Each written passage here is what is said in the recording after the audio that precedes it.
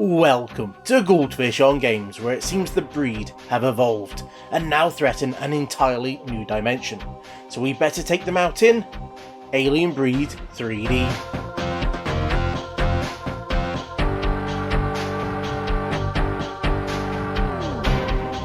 Alien Breed 3D was made by Team 17 and published by Ocean in 1995.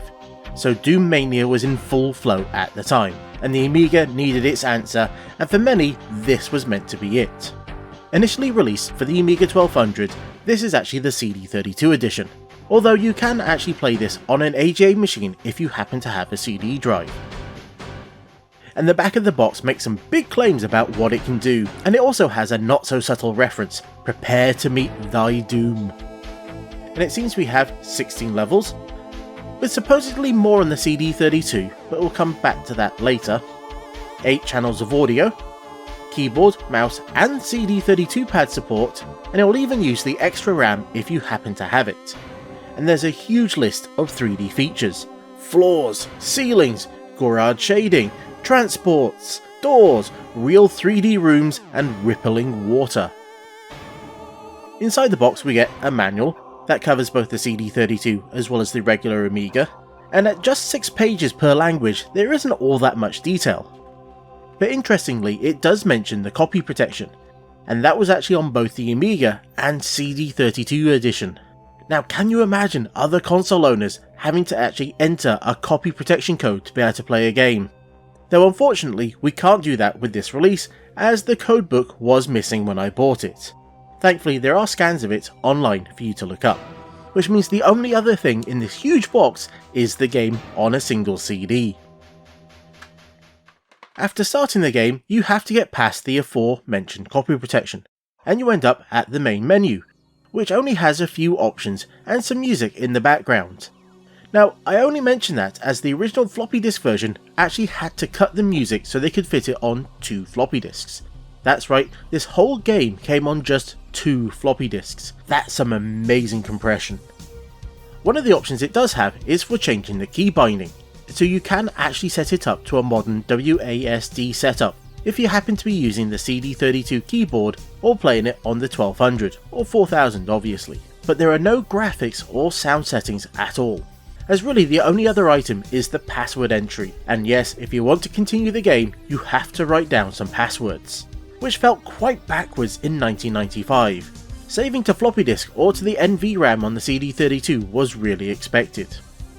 Now, as this was destined for both the AGA Amigas as well as the CD32, I'll use a mix of both in the video, for reasons that will become quite clear as we get going.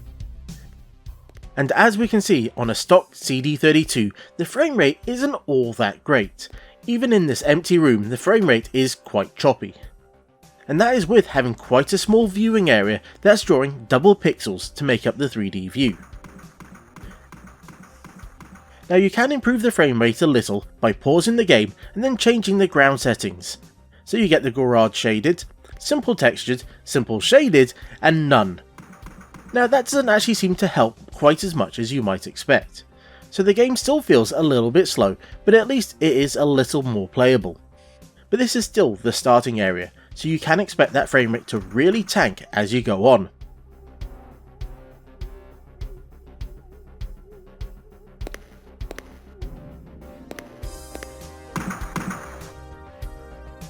And by go on, I mean just opening up the first door as you'll meet your first enemy, these little red devil hounds. As when the frame rate really starts to drop, it does become a little bit more difficult to shoot as your inputs don't always register. So let's switch over to an Amiga 1200 with some fast RAM, and we'll find a much nicer feeling game. There is a bit of a saying in the Amiga scene that just adding some fast RAM to an Amiga will almost double its speed, and this game really shows off that that is true. As that first room full of those monsters is so much easier to dispatch when the frame rate isn't so low. Now I'm lucky enough to have a CPU upgrade in this Amiga 1200, so let's enable that. And with 28MHz this game is silky smooth. And to be honest, I think this is how we'll play it for the rest of the video. But just keep in mind how this would actually play on stock hardware. Now I think it's quite obvious to say that this game has quite a large border, which is also its main HUD, and this shows on the left hand side our health bar, and on the right hand side the ammo bar. Now it would have been nice if these were actual numbers, then you wouldn't have to guess at how much you have left of either of them, which is even more of a problem when it comes to ammo, as all your guns require some, and so you don't have anything to fall back on if you run out, so you really have to be careful on how much ammo you have left for each of your weapons. And along the bottom of the screen, well, that just shows up which keys that you've collected, and there's 4 in total. The rest of the screen is just a fancy graphic. You can actually turn this off and make the main window bigger by using the enter key on the keypad. But really all that does is scale that small window up rather than letting you see more or having it in higher detail. And also running it in that mode means you have no idea of how much ammo, health or what keys you have, as they will not show up at all.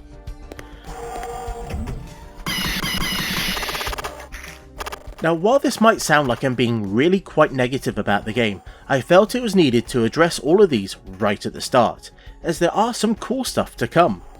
Like the fact there's water in the first level, and it's translucent as well. You can even go into it and see above you. And in this first pool of water it'll even grant you the shotgun, which is a decent enough weapon and one you'll return to quite often. And to get out of the pool you'll have to use the elevator. So this is very much Doom in its controls and level design, but as we've also seen, it has quite the impressive engine, with features that you wouldn't see in Doom or even in Duke Nukem, as this seems to be a true 3D, or at least a very advanced 2.5D engine, as later on you'll get to see paths and rooms that are above each other. And this is far more noticeable in the open levels, even if they don't have them all that often, as they tend to have smaller corridor based ones, so that really does suit the hardware and the monsters better. In fact, the verticality doesn't always work to the game's advantage, due to the fact it has an auto-aim system, as you have no control to look up or down. Even if you enable the mouse controls, it only acts as movement, so pushing it forward or backward will actually move you around the level, similar to how Doom works by default. But that game did at least allow you to change it so the mouse would only do aiming rather than movement. Thankfully, if you're running the WHD load version, you can actually change it, and transfer the movement to a mouse button instead.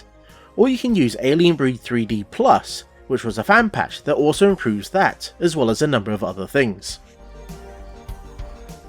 With just 5 weapons in the game, we might as well cover them all now.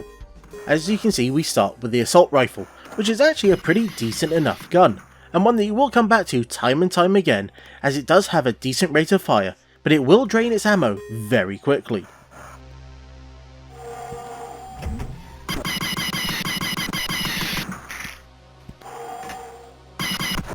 The second weapon obviously had to be that shotgun, and this one, as we've seen already, is quite good.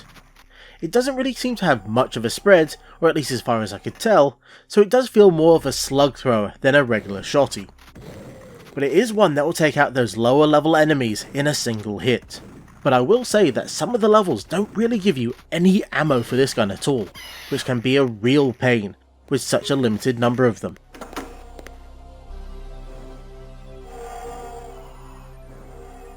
The next weapon is the plasma cannon, which fires relatively slow moving but powerful projectiles. The fire rate isn't all that high either, so you really have to rely on that auto aiming to get things right for you. And with its speed, it's also possible that some of those monsters will actually get out of the way before it hits them.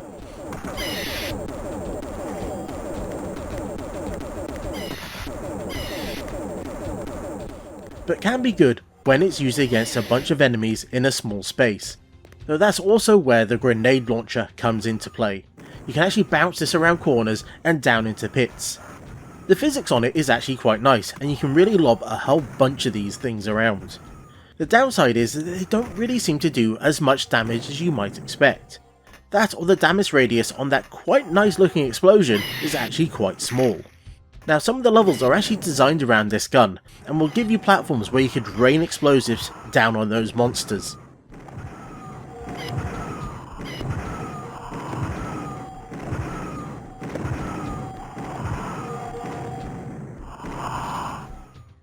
And finally we have the rocket launcher, which is a bit of a mix between the plasma gun and the grenade launcher.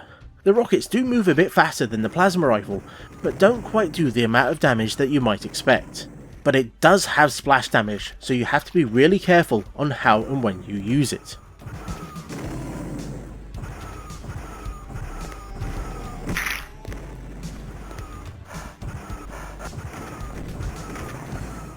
The levels tend to be this mix of open areas and small corridors, so it is very much in that classic Doom formula.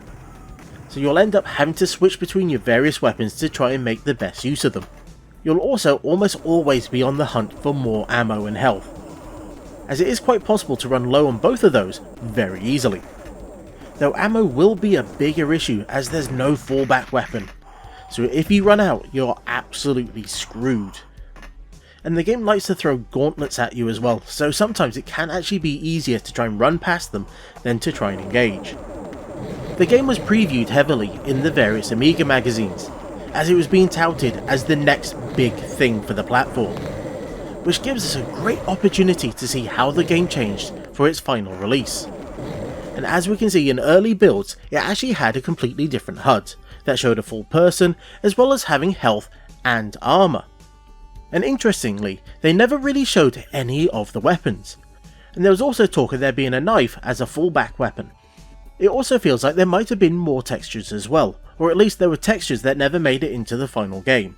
The other big thing that changed was the monsters. As we can see, there was some very Alien Breed inspired baddies, which never actually made it into the final game, and what we ended up with was far more Doom inspired than in Breed. So let's take a look at these monsters in more detail. To start with, we have the foot soldiers. Now these range from the grunts with a basic rifle to those that have shotguns and the plasma rifles. And you can tell them apart because they all get their own snazzy uniform, which also happens to give them more health. Now these tend to be quite plentiful, so you do get lots of chances to take them down, and see that very bloody death animation. They tend to be paired up with this animal that is fast and has to get up close to physically attack you. Now if there are a pack of these, they can be quite a pain, especially if they manage to get behind you, but they do tend to go down quite quickly if you can get them in your sights. And these do look like the most Breed of all the monsters that you'll deal with, as the main flying baddie feels very Doom-esque, as it looks like a cross between a Cacodemon and a Medusa's head. Now these things will just float around spitting fireballs at you and will make your life a real pain due to the auto-aim system. But usually a good couple of rounds and these things will fall down with a thump. Thankfully they got a little bit more creative for the next baddie, the grinning worm / slug monster. I'm not entirely sure what this is meant to be, but I can tell you these things have a decent amount of health, and with twin plasma launchers they can actually dish out a lot of hurt. Thankfully, as with most monsters in the game, they don't tend to travel around too much, so if you manage to get past them, they won't really try and track you down. Though you will sometimes have to return to an area, and finding them still there can be quite a shock. Now one of the oddest baddies in the game is the tree. This thing doesn't really move around too much, but it does spawn these smaller creatures that will fly right at you and will hurt. It also throws these out at quite the rate, so taking them down quickly should always be your goal. But do be careful with the explosives, as they might track onto those smaller flies, and if they got a bit too close, well, that splash damage will hurt you. Now these are the core monsters that you will fight across the 16 levels of the game, which despite what the box says is actually the same number of levels between both versions of the game. I'm not sure if they planned to add more but never did, but in the end all the CD32 version really added was the CD music. There isn't even a 3D rendered animation to start it up. What were they thinking? This is a CD32 game. They all had to have a 3D rendered intro. On top of those basic baddies that you'll face, there's also two bosses. The first is actually very impressive, as it's this big walking tank, which appears to be drawn as proper 3D, as it moves around with far more animation and angles than anything else in the game, as everything else pretty much has 4 frames of animation and only a few rotations, where this has far more.